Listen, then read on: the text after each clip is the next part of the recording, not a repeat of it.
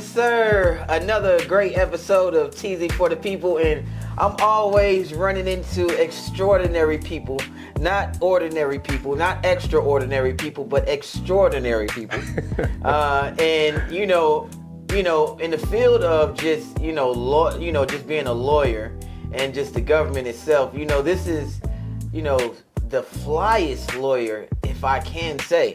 No one in the world is like this lawyer right here. I'm him. You're him, right? All right. So just a few accolades. You've been a police officer.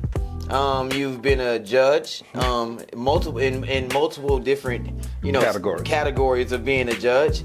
Other than being a judge, of course, you're a lawyer. Absolutely. You're a lawyer, and you're also an artist. I am. I'm a music artist. You're a music artist. I keep people out of jail during the week, and I turn up with them on the weekend. Absolutely. Okay. Ladies and gentlemen, man, let's give it up for the fly lawyer. Thank you. All right, so other than the fly lawyer, what do they call you? That's what they call me. That's my legal name. The legal name. My legal name, middle name, is the fly lawyer. I went to court and changed my name. So when judges tell the jury, ladies and gentlemen, the defendant is represented by the fly lawyer, all the jurors start smiling because they've never seen a lawyer this fly. And so that is actually my legal name. That's crazy. My name used to be Jackie Glenn Patterson. Now it's Jackie the Fly Lawyer Patterson. But I only go by my middle name, the Fly Lawyer. So you kind of did like the meta world peace type thing, Oh. Yeah. Okay. All right, so let's just get right into it. So, you never really hear about a lawyer that's also like an artist, a musical artist. Did you always have like a passion for music? No, it started out actually as marketing. Okay. A young man by the name of Stana, he literally we co-write all of our songs. Okay. I represented his brother in court who was facing 8 years in prison with the lawyer that he had. Wow. Somebody referred Stana, and Stana is the best songwriter on the planet, by the way. Okay. And so somebody referred Stana to me and went to court. Not only did I get his felonies dismissed, but I got him reduced to his case is reduced to a misdemeanor. Wow. And he only served 6 months in the county jail. Wow. And so I told Stana, I said, Stana, I kept your brother out of jail. You owe me a song. Right. So that's how it all began. The first song he made for me was called Win for You. And that was a little over 3 years ago. Okay. Win for You. Yes. Okay, and what's the song called currently? Well, let me go through the list of them. Okay. The first one was called Win for You. Okay. After that, we did what's called Keep You Out That Sale. Okay. And then we did Fly Lawyer Sauce. We did Maybach and Rolls Royce based upon the cars I drive. Okay. We also did Come to the Fly Side, which means you have a man, but he's not treating you right, so let me upgrade you to the fly side. Hey. So that song is called Come to the Fly Side. Okay. After Come to the Fly Side, we did Baby I'm Fly, which is presently out. And then as of tomorrow, got a new one coming out, and it's called You Classy and Fly. And that song talks about, since I'm the fly lawyer, you are so classy and fly, I'm going to change your name to Mrs. Fly. Okay. I see it. I like it. I like the body of work. I like all the titles. Thank you. Everything has to have some flyness. It has to have some flyness to it, and I do feel the flyness. So, so his brother. So basically, that's how you started. His brother basically was facing 8 years, right? Absolutely. And it was 8 felonies that you had got, brought down to a misdemeanor. No, he had 1 felony, but he was facing 8 years. 1 felony, 8 years. And but then I got it reduced to a misdemeanor. So what type of cases do you actually specialize in? I'm actually a criminal law specialist, so I handle everything from speeding to kidnapping to murder to armed robbery, anything that the police can write you a traffic ticket for, and anything that you can go to prison for. I also do police brutality, so if excessive force, I sue cities and counties when they use excessive force. And I also do car wrecks, people that get injured by the negligence of others in car wrecks. How do you feel about those protests that's going on right now? I don't make comments on political matters. Okay. I stay neutral because I got to represent everybody. I know that's right, man. I know that's right. Do you what was one of the one of the cases that was like one of your biggest cases as far as in your field? I've had a few, but the one that stands out the most is that there's not a single lawyer in the history of Georgia that can tell you they've ever done this in a trial. I represented a young man who had been on the job for 1 day as an ambulance driver. And he had a passenger, elderly lady in the back seat. He had his coworker in the driver's seat. And lo and behold, he the evidence was he dropped his phone, and the lady in the back said, heard him say, "Oh shit, I dropped my phone." And then the ambulance started going back and forth, and unfortunately, he crossed the line, hit a lady head on, knocked her through the windshield. She died instantly. His co-worker was killed instantly. She went through the windshield, and the passenger in the back of the ambulance survived. And as tragic as it is, I still have a role, and my role is to make sure that a person gets a fair trial. And there's never, I don't believe, there's ever been a lawyer in the history of Georgia that's ever had and he was charged with 2 counts of vehicular homicide. And I don't think there's ever been a lawyer that's ever had a jury trial where he did not do an opening statement, he did not do a cross-examination of 12 witnesses, including the medical examiner, and let the state put on their entire case. And every time the state says, "I'm done with this witness," my response was, "I have no questions."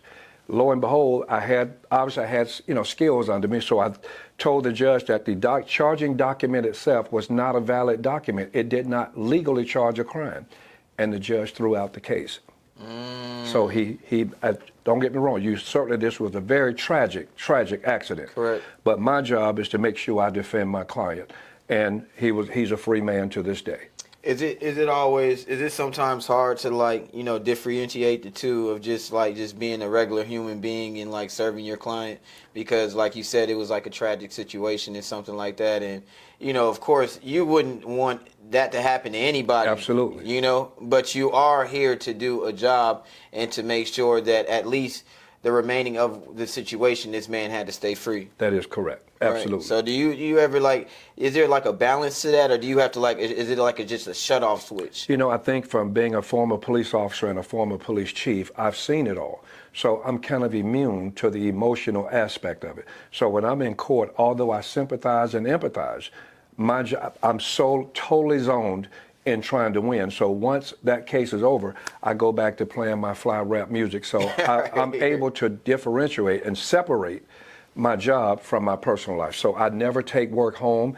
At 5 o'clock, I'm done, and I don't work weekends. The only time I work weekends is if someone called me and say, "My uncle is in jail and they've got some money." I know that's the only time I work weekends. Okay, so why don't you work weekends? Is it something like just religious, or is Not it at all. I believe in my free time. I believe in my fun time. I believe in just having my own time. Some lawyers are unhappy because they don't know how to shut it down. They'll go home at 5 and do research till 11 o'clock at night. Right. And so their family life is in shambles. I just don't believe in that. So once the courthouse closed, my legal mind shuts down. And it looks like it's been working for you. Yes, from day one. May was 33 years for me as a lawyer. Congratulations. Thank you. Congratulations Thank on you. that. 33 years as a lawyer. Absolutely. In fact, Georgia has been around for 292 years. I am the only lawyer in the history of all of that time that's ever served as a police officer, a police chief, a municipal court judge, a state court judge, a superior court judge, and prosecutor. I'm the only one. I hope that there'll be a second person, but I highly doubt it.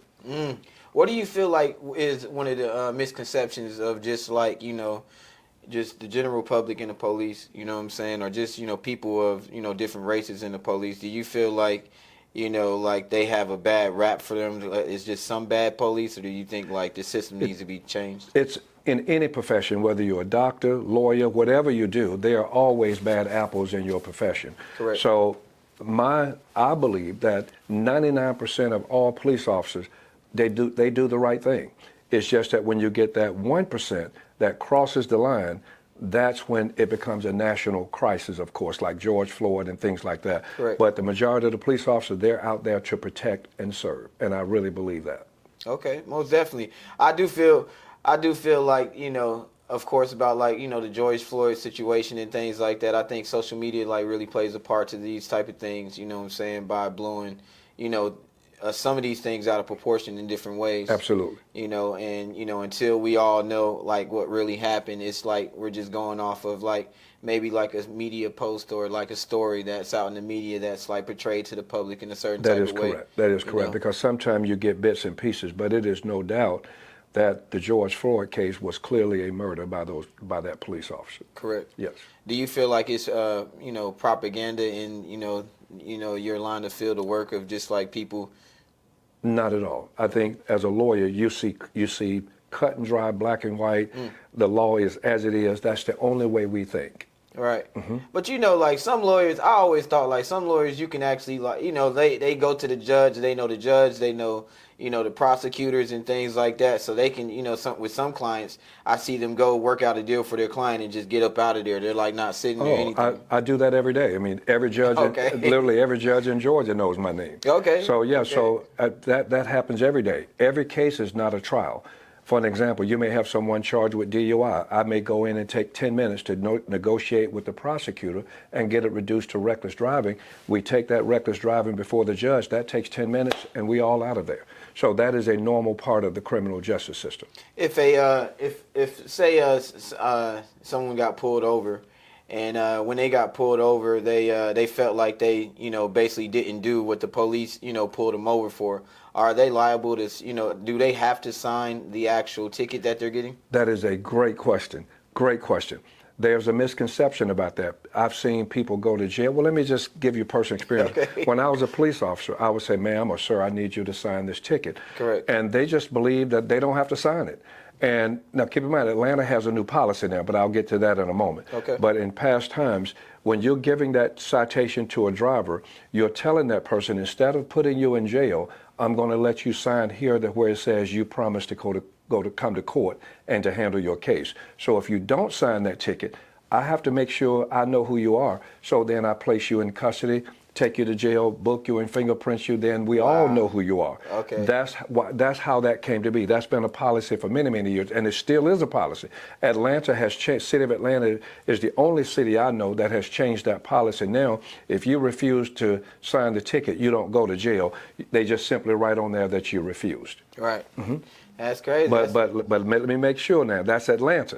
Right, if you go to Smyrna, if you go to DeKalb, if you don't sign that ticket, you can expect to be put in jail. That is absolutely the way it's going to happen. Wow. So I tell everybody, signing that ticket does not mean you're guilty. It simply means you got a copy of the ticket and that you promised to come to court to resolve the matter. That is the sole purpose of signing a ticket. It has nothing to do with innocent or guilt. Right, because, you know, as soon as they say sign a ticket, it kind of feels like you're guilty. Not at all. It just means you have received a copy of it. So please, ladies and gentlemen, sign every one of those citations. It does not mean anything other than you received a copy of it. There we go. Teezy for the people, man. That's some knowledgeable information right there. We appreciate the fly lawyer for that. So let's talk about, you know, you being a judge, you know. So let's talk about the transition from like a police officer to a judge. Yeah, after high school, I joined the Army. I was a U.S. Army paratrooper. Okay. Had a great Salute time. you on your service. Thank you. Had a great time jumping out of airplanes. Okay. I was in the Signal Corps, telecommunications, and I always knew I wanted to be a police officer, but I wasn't old enough once I graduated, so I spent 3 years in the Army and then got out and joined the Atlanta Police Department, where I spent almost 7 years there. I got my undergrad and my master's while I was on the police department, and then I left and went to Thurgood Marshall Law School in Texas, Texas Southern University.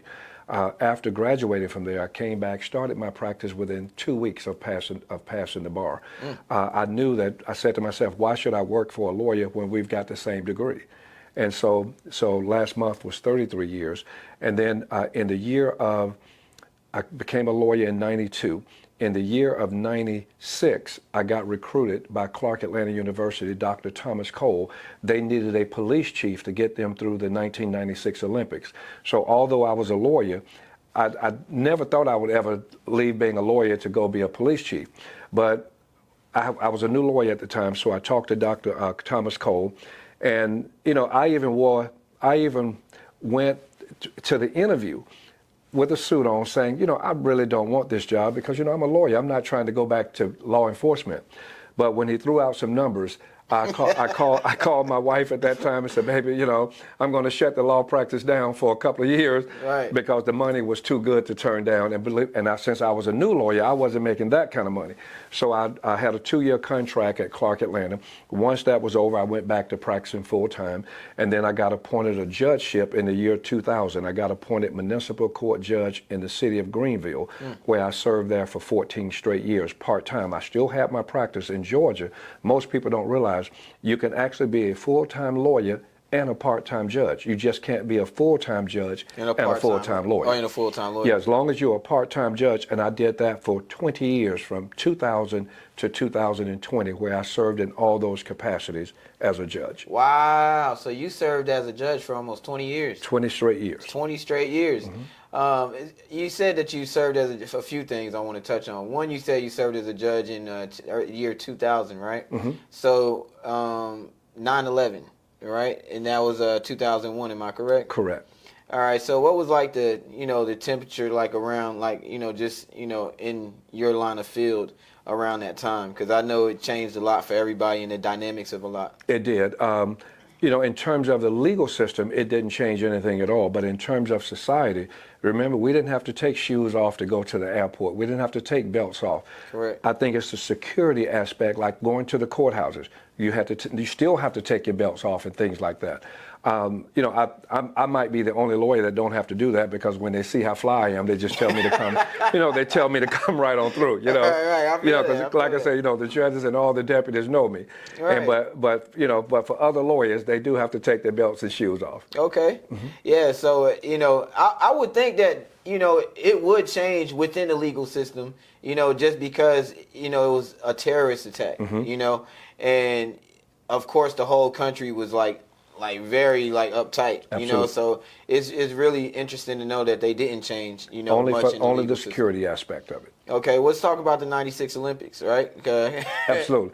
In fact, I got to meet people that I never dreamed that I would ever meet. And let me tell you, the most wonderful person that I met when I was the police chief at Clark, Atlanta, and that was the world famous Johnny Cochran. Oh, wow. You met Johnny Cochran? Absolutely. Johnny Cochran came to speak at Clark, Atlanta. Wow. And as you know, as the police chief, you've got captains below you, you've got lieutenants. And when he showed up at the Atlanta airport, I told all of my subordinates, look, I'm going to pick up Johnny Cochran.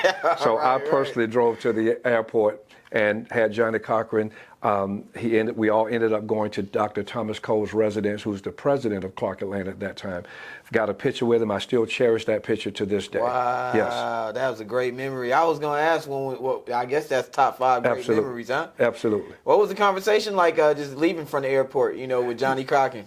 What I noticed about Johnny Cochran is that once he meets you, he gives you, and I think that's where I got that skill from after meeting Johnny Cochran. Johnny Cochran gives you his full attention. And when he meets you, nothing else around him matters. It is solely you that matters. And that's what I learned from Johnny Cochran. And then when I saw him a year later, he remembered my son and my daughter's name a year later. Wow. So I think his memory was just unbelievable. But he treated everybody with respect, and he gave you his full attention. He wasn't on the phone or saying, hold on a minute. When he talked to you, he was talking to you only. Wow, I felt that. So throughout this whole time, you started as a lawyer, being a lawyer first. So that was like your first passion of yours. Well, I was a police officer first. Right. But I started out as a lawyer and then became a judge. And then after spending 20 years as a judge, I got recruited by the Fulton County Solicitor General, Keith Gamage. They needed someone to help train their prosecutors. So he made me the first and only special prosecutor in the Fulton County Solicitor's Office. So I spent 2 years doing that, but it was part-time, so I was able to keep my full-time practice. So I was able to train lawyers on how to prosecute cases.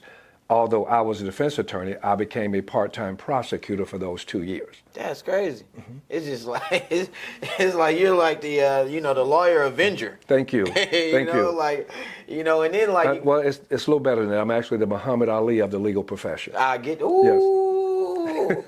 That was a knockout right there. That was a knockout. It's so crazy. Like, just off of like your aura alone, I do feel comfortable for you to represent me, and we just met. Well, keep in mind that I grew up in the hood now, but when I get to court, I'm going to relate to all those jurors, because you still got to show that you're the man for the job. So yes, I go in rooms from for an example, some of the homeless people that down at the courthouse are some of my best friends. I give them money when I show up. I bring them food, because you never want to feel like that you're better than anyone else.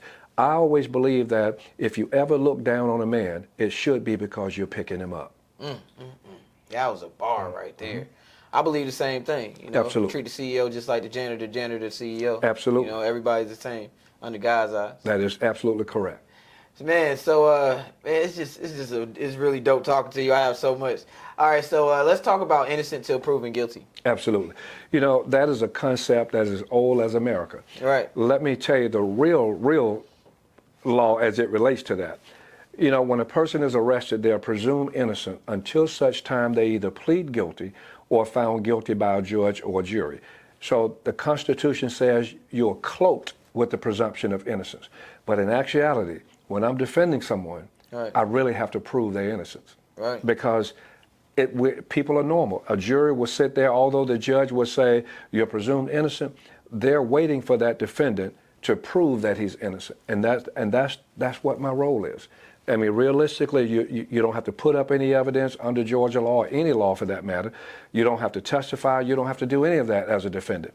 But I promise you, when you're sitting there as a defendant, your mind is thinking, I've got to prove that I'm innocent. And as his lawyer, I'm thinking, I've got to prove that my client is innocent. That's the reality of it. So if somebody, and has somebody ever like told you, hey, listen, I'm guilty, but I need to be innocent. Like, I need to be. Well, keep in mind, it doesn't matter to me if you're guilty. Right. So you don't even want to know that. Oh, no. I tell my clients up front, tell me the truth. Because I need to know what I'm working with. Right. So you do tell them to tell you Absolutely, the truth. because I don't want to be blindsided by the prosecutor. Right. Because that's how you get blindsided. So my job is not to judge my client. My job is to judge facts. So I tell my client, tell me everything. So that way I know exactly how I'm going to attack the prosecution. All right, and so say the things that they did be like, hey, listen, like, you're going to get some time, but they're trying to avoid the time. No, first I'm trying to get you found not guilty. That's the first thing. Okay. And then if for some reason, because you've got felonies and misdemeanors, right, if I believe that they can prove the felony, I do my best to try to persuade that jury he's not guilty of the felony, he's guilty of the misdemeanor. Because remember, you can't go to prison on a misdemeanor. You can only go to the county jail, where on a felony, you can get up to life in prison. Right. Wow. That's crazy. Yeah, so felony. So I always make sure that if the state really honing in on that felony, I'm honing in on those misdemeanors. Wow, that's crazy. Because you would rather your client go to jail to the county jail than to the state prison system. Yeah, man, it's kind of different. It's kind of different, like in the federal system as well. Like, you know, have you ever represented? I do not do federal law. All of my cases are state law. Felonies and misdemeanors on a state level. Okay. Because I went to federal court one time. I had been a lawyer about a year, and I just knew that was not for me. So lawyers have to know what's for them and what's not. And I told that judge that day he'll never see me again, and that was 32 years ago. Ah, wow, Absolutely. That's crazy. What's some advice that you may want to give to a younger lawyer coming up? I think the most important thing is that you have to do your homework. You have to research the law. Correct. And it's been 33 years, and I still research, because you just have to do that because laws change, things like that. So number one, the lawyer must do his research. Number two, preparation. And number three, you have to develop a way of being able to persuade a jury that you are better than that prosecutor and that you're more believable than that prosecutor. Right, because it's kind of like a skill set to it. And that is absolutely true. Right. Mm-hmm. So, how do you feel about just a few current events? How do you feel about the current cases that's going on with Sean Combs? You know, I don't comment on those because who knows, one day he may decide to come hire me. Right, I know that's right. So I don't politically that's correct. Yes, I just do not comment on especially high-profile cases, because everybody has an opinion. And right. I have one too, but I generally keep that to myself, because as a defense attorney, what would happen next week if he says, hey, fly lawyer, I want you on my team, and I've already made statements? Correct. Absolutely. You're right. And I do think he will win with you on his team. Thank you. For a fact. Is there okay, because, of course we're doing what we love. You know what I'm saying? I can most definitely see the passion in you, for doing what you love. You've been doing it for a long time. And even just being in the legal system. Like, what is one of the, obstacles of just, your line of work? Or, like, what's one of the things that, just kind of hard to overcome? Well, I've been fortunate. I think for most lawyers, it's the stress of the job. Mm-hmm. I'm fortunate because I don't have any stress related to the job because I love winning that much. Right. So my only stress comes while I'm waiting on a jury verdict. Right. When you're pacing the hallway waiting. But I've been fortunate for 33 years, and and I just don't know what stress is. I have to be very honest about that. Good. I love this job that much. I've been doing it 33 years. I've got another maybe 50 more to go. I believe that. Yes. What's the regimen of yours? So, just give us a secret or something. Like, what's the secret to it? I think to me, I've always believed that nothing should interfere with your peace. My clothing designer, his name is Miguel Wilson, and he wrote a book, and it's called Peace Over Everything. What he said in that book is that if it costs you your peace, it's cost too much. So I don't let anything keep me up at night. When I go to bed, my mind is completely clear. When I get up in the morning, I'm ready to go to court and fight. So I've been very fortunate on that level. What are some? And I do feel that I always say this. I have to stop saying this in interviews, but I always say this in interviews. An OG of mine, you always say, take the first 2 hours out your day for yourself. You know what I'm saying? Because you're gonna end up, spending the whole day, doing other things for other people, and also things that you need to be doing that's not really catering to you. Absolutely. So I always believe in like just having a sense of peace, to set off your day, or to, just keep your aura going throughout the time. Absolutely. Yeah. Absolutely. And throughout the day, I meet so many people. I could be on the expressway, they're waving and filming. I could be at Popeye's Chicken. I seen that. I seen you Yes. performing at Popeye. Absolutely. Yes. I seen you gave a show at Popeye. Absolutely. I was like, dang, man, the fly lawyer, I done missed the show, and I could have got some chicken. Right. Yes. And Man. so it makes, in other words, the way I view meeting people, it's not about how I feel when I meet you. Right. It's about how you feel, once we leave each other. Because if I feel good and knowing that you feel good, then it's a really good day. But I'm only concerned about how you feel after I walk away from you. Right, because you already know that you feel good. Correct. Yeah. So, okay, I get it. I get it. I feel like just in life in general, like if you just like focus on like just being a good person, you know what I'm saying? Sometimes it's like the simple gestures that matter, like opening the door, hello. Hi, Absolutely. thank Absolutely. You. Just the small gestures that may make someone's day, and I even totally yours. agree. Yes. So and just us just being vessels of the Almighty, just just being a helping hand however we can. That is absolutely correct. I feel like that's one of the keys to life. Yes. Okay. All right. We on the same page, same frequency. Absolutely. All right. Let's talk about these shows, them pop-up shows you've been doing. Yeah. You're doing pop-up shows everywhere. Okay. All right. I'm like, the fly lawyer need to calm down Right. real quick, because he about to really blow the roof off Atlanta. It's already the summertime. It's already hot. I done seen you. You had a performance. You performed a new song, right? Yes. That's coming out on the 15th. Is the day the 15th? Just tomorrow. Tomorrow. Uh-huh. So the new song comes out tomorrow, and the rollout for the new song has been spectacular. A1. Okay. Absolutely. I see you had a muse, I would say. You know what I'm saying, in your video, and it looks like she was all in, paying attention. Absolutely. To the Rolls Royce and the Rolex. You know what I'm saying? The Rolex. Right. It's like a lot of lawyers try to get you to feel them, right? But I feel like yours is natural, because that's naturally who you are. You always hear about rappers, because you're a musician, right, and an artist, right? But you always hear about rappers lying in their raps, right? Absolutely. But every word in your new song, right, is literally everything that you have going on. It's called No Cap. Is no cap. No cap. No cap. What's one of your biggest inspirations, just to like, other than yourself, or just to be who you are? I think it comes from what my dad told me when I was probably, I think, in the 8th or 9th grade. He said, son, nothing comes to a sleeper but a dream. And so I've always remembered that. So I've just always been able to just go get it. I don't wait for it to come to me. Correct. And that's really a key to life. I always tell people, like, hey, listen, don't wait for an opportunity, make an opportunity. Absolutely. Absolutely. Like, it's like, and then being on the other side of it, right? Because we just got to think about that. You wouldn't want somebody to, like, blood, sweat, and tears create an opportunity, right, and then just give it to you. Absolutely. I like you wouldn't respect it the same.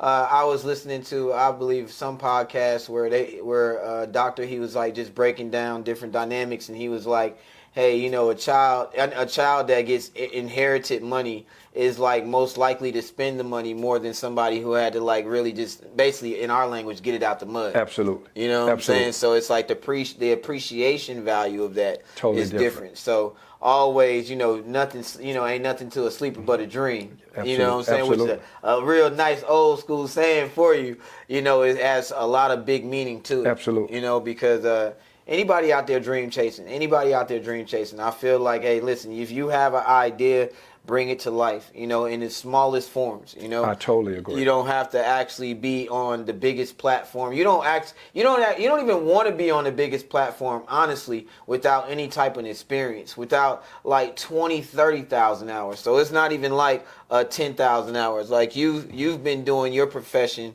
you know, for over 30 years. Absolutely. You know what I'm saying? So that's you put in 60, 100,000 hours, you know, to your profession. Like, what's one of the things that like just keeps you like going? Of course we know like the money, and of course we know like just, you know, just you waking up, just being you. Absolutely. But what's one of the things that like drives you in your field? I think, you know, it's hard to describe. I think sometimes God makes you, or when you're born, you're destined to be a certain way. Correct. And I just believe that God made me to be in law enforcement and to be in law. Right. And I just think it's something that is, to me, it's like walking to the store. I don't even have to think about it. It's something that's so innate inside of me to where if I didn't have it, I would be lost. And that's why I would never retire. Right, never. Yes. Oh, so you don't have a retirement? Not at all. No, I'll be that lawyer. After 70 years and then I'm in the court, the media will do a story that says, you know, the fly lawyer, you know, 110 years old dies in the courtroom.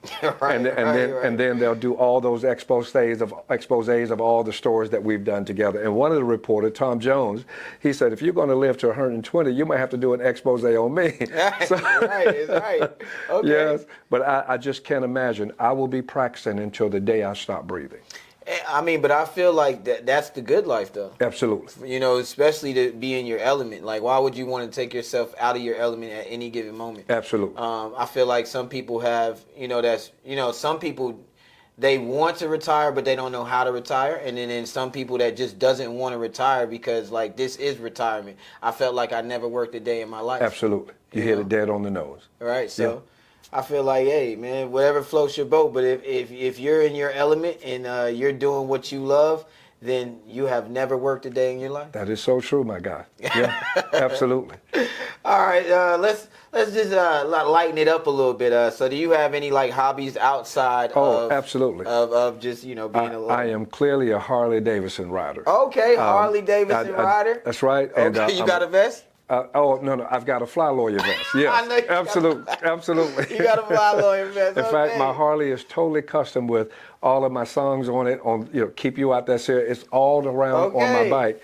And I'm a diehard Atlanta Falcons fan. Falcons fan. So now that Michael Penix is the starter, right. we're gonna have a different kind of year. Okay, yes. Well, definitely. And then lastly, music means the world to me. Music means the world to you. Mm-hmm. Yeah. Let's give a category. Who's on your Mount Rushmore of like just R&B artists?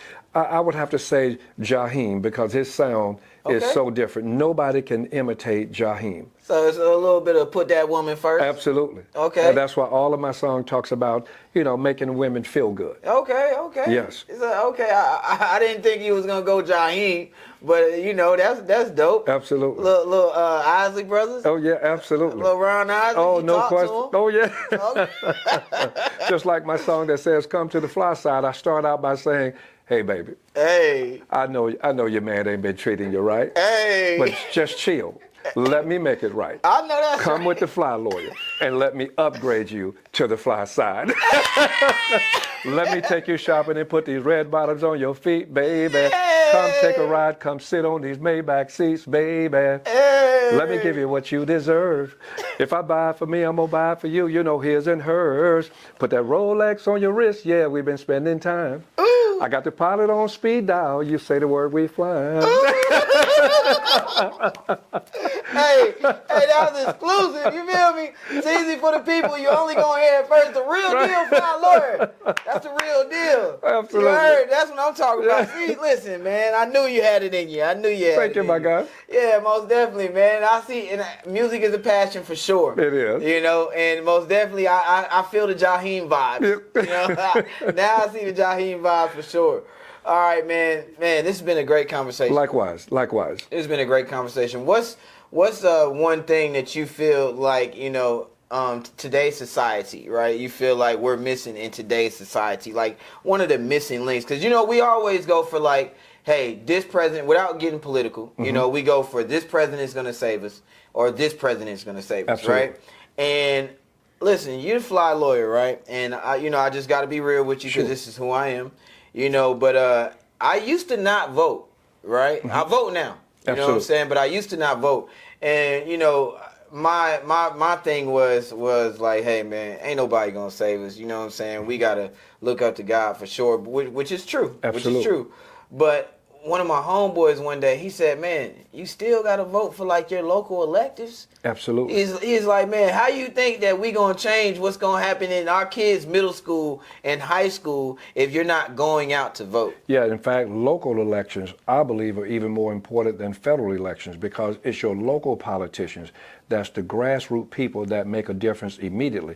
Certainly the federal politicians, they're very important because they deal with, you know, the federal government with getting money to the states and things like that.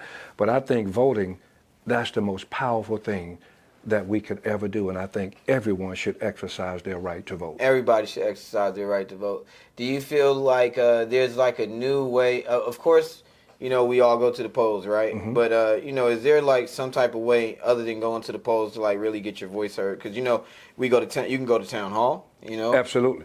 You go to city council meetings, county commission meetings, you must be able to show up and express what's happening to you as an individual in your community. That's so important. I think the last thing that's missing, you mentioned about things being missing. The biggest thing that we're missing, not only in America, but in the world, it is lack of mutual respect. I think that's what we're missing the most. I think if we can get back to mutual respect, we'll have less violence. We'll have things will just be so much better because lack of respect, it causes shootouts. Correct. It causes gang activity. It causes beefing. It causes all of that. But if you had mutual respect for your fellow man or fellow woman, society would be much better off. And I feel like, you know, all of us as a country as a whole, we really deal with it. You know what I'm saying? From the biggest levels of, you know, just like who's your president to like your lower level of like your homeboy or the next person just trying to be successful or out here being successful, and you don't know how to handle that, you know, that person being successful. So you create some type of drama within, you know, their life, or try to make some type of beef out of something, and there's not like a mutual respect for Absolutely, things. and that's so important. I do feel like that. I do feel like that is one of the biggest things in our community. That because you know, it's always they see somebody somebody doing good, and they be like, hey man, well, you know, put me on, or, you know what I'm saying, like, well, let me hold something. Right. And you know, we so used to hearing that, you know, but then it'd be like, honestly, man, that sounds like some hater type stuff. Like, you know what I'm saying? I work hard. Like, I'm really busting my butt out here. You just want me to put you on. You know what I'm saying? So it's like, it's always just, if you just have that respect for that person, like, Absolutely. hey, I respect this person. This can be a potential mentor. You know what I'm saying? This can be a potential person that I can just shadow and, you know, like look up to. Of course, like you've been in the game for like 30 plus years. You know what I'm saying? Like, do you feel like there's something that you could tell, like just to anybody just like chasing a dream? You know what I'm saying? What is something that you could tell them? I just think the key is you got to make sure you never give up on it. Never give up. You just can't, because even when you get to your lowest point, you're thinking, I've got to give up. All it takes, you know what? All it takes is one touch from God. And everything changed within a second. Do you remember one of your first successes? My first what? Successes, like you know, just one of your first like points where, you know, breakthroughs. You know, I've even in middle school, I was in high school, I was the band announcer. I did all the intercoms announcements. So I've always had this attitude. Right. I can't explain it. So I think my breakthrough started as a teenager, and it's just continued. Most people breakthroughs do start as teenagers, though. Yes. You know, like I feel the same way. Like just like you said, from middle school it was something. Yes. High school it was something. Correct. After high school directly it was something. Like all your life, it's kind of you've been blessed to just be Just to go from one level to the next. in your element. Absolutely. Man, that's crazy. So it's not just one success; it's like all of it combined. Is That there is like, is there like a moment that was like very pivotal for you, like groundbreaking as far as like, all right, like you have a nice office today, right? And you had to make a decision, and basically within that decision, you had to be like, hey, I'm either gonna go this route or that route. Is there any moments in your life like that where you had to make like a real decision? Not at all, because every decision I made just simply built upon the previous one. I've never had to go this way. I've always gone up. So I've never had to make those decisions. Okay, that's good to know. Do you believe in therapy? Mental therapy? Yeah, mental. Oh, certainly if you need it, absolutely. I've been fortunate that I've never had to need it. Right. Because but I feel like it just came up like in recent years. Yes. You know that we've been talking about this. Yeah, mental health is, I have clients that have mental health issues, and it is very difficult to represent them because they don't comprehend what you're trying to say. So I have to get them mental evaluations to see if they're competent to stand trial.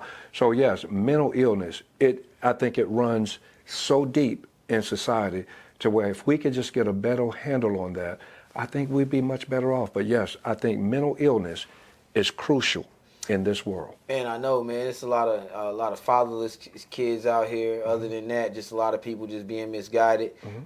These young kids, man, they call them YNs, by the way. I do know that. Oh, you know that? Yeah, absolutely. Okay. Absolutely. We on the same page. Yeah, when you're the fly lawyer, you know all the language. Yeah. Fly lawyer know all the language, you know. But it's like, man, people be like, man, take us back to the old Atlanta. You know what I'm saying? Because like kind of like the new Atlanta, like the YNs, they messing it up for everybody. Right. You know, like what's some game that you can get them just because like you're in the courtrooms. You know what I'm saying? And like, shoot, man, you throw some years, they hear them years. And then they not no YN no more. That's correct. That is correct. They Donna son. Absolutely. You know what I'm saying? I think the key is that you must be able to control anger. Anger management is crucial to the decisions you make because people can always, get you to that tipping point, but it's how you respond to it, and that's why it's called anger management. If you manage that, you will keep yourself out of so many serious situations, including prison. Why do you feel like people have so many anger management issues today? Is it just because like of the environment, or just because like, hey, they just can't control their anger just because it's been passed down? I think it's a combination of both, because I'm a firm believer that you're a product sometime of your environment. If all you see every day is drive-by shootings, right. You're going to carry a gun. Right. Because you're concerned about your protection, and then you end up using that gun in a way where it gets you in prison. Right. So you could be a great guy, but if you live in an environment where every day somebody getting shot, you're going to carry a weapon, and then you may end up shooting somebody unjustly and end up in prison. Right, because like you can, nowadays you never know, like somebody can be coming in your house or whatever and you can still get charged. Absolutely. For murder. Absolutely. In any type of way. Correct. Which is, that's pretty good. So it's like, all right, we're going down the timeline of just, being a lawyer, growing up, high school, you know what I'm saying? And then you go to, you become a police officer first. And then after police officer, then you're a lawyer, then you're a judge, right? Army, police department, law school, and then becoming a lawyer, police chief, and then becoming a judge, and then prosecutor. And then a prosecutor. Do you, out of all of those, you like being a lawyer the most? I do, because even though as a judge you run the whole courtroom, but as a defense attorney, you really make a difference in making sure that someone is not convicted unjustly. And even if I have clients that are convicted unjustly, I immediately do an appeal to try to get that conviction wiped out. I always thought like police officers and judges, like they was like just law enforcement period is like superheroes, right? Because like, why would you just want to deal with so much negativity all day long? Well, like that's your job. Yes. Like you don't have any type of like hey, happy go lucky, I came to meet you, Judge. Type stuff. It's really called serving the community. I think some people just want to serve the community in as many ways and as best ways as possible. And this is just my way of serving the community. Mm-hmm. Do you have like any background of just like family members who like been activists or anything like that? Not at all. I'm a first generation college graduate. Wow, that's crazy. Are you originally from Atlanta? Yeah, Southwest Atlanta. I grew up in Egan Homes. Wow, that's crazy. About a mile from Clark, Atlanta, and Spelman. Okay. Egan Home is obviously no longer there now. They have townhomes and things like that. But yes, I grew up. I went to Booker T. Washington High School. I went to E.R. Carter Elementary School and John F. Kennedy Middle School. Woo. Okay. See, we got a real Atlanta native in fact, the building. M.L. King Drive used to be Hunter Street. Wow. See, look, now he gonna take y'all back. Absolutely. What? So see, I knew you knew what was going on. What makes you real Atlanta? Is there what he just said? MLK used to be Hunter Street. You get what I'm saying? That's right. That's what makes him Atlanta. You know what I'm saying? Correct. Yep. I like that. All right, man. The Fly Lawyer, man. It's been a great talking to you. It's been great talking to you. Likewise. I really appreciate you, my guy. I really appreciate you. You know, I know I'll be having 1,000 questions to ask you just because, I've been watching you for a minute. I've been watching your journey for a minute. And I was like, man, this guy, we need to interview this guy right here. And just remember, if you're fighting that case, just make one phone call and the Fly Lawyer is coming through. And make sure you put the Fly Lawyer in your music platform so that you'll get Win For You, Fly Lawyer Sauce, Keep You Out That Cell, Baby I'm Fly, Come to the Fly Side, and last but not least, that's coming out in the morning, and it's called You Classy and Fly. You Classy and Fly. Now, you done did the Popeyes. You done did the Popeyes performance, right? With your phone, right? You got your phone on you right now? I don't, but I can get it. Yeah, let's get your phone real quick. But don't worry, we can come right back to it. I know, like you know, my life a fashion show. Hey. Yeah. I'll be fly from head to toe. Yeah, every time that I walk out the door. Yeah, Hey. Baby I'm fly. Baby I'm fly. Fly Lawyer, yeah I'm fly. I'm fly.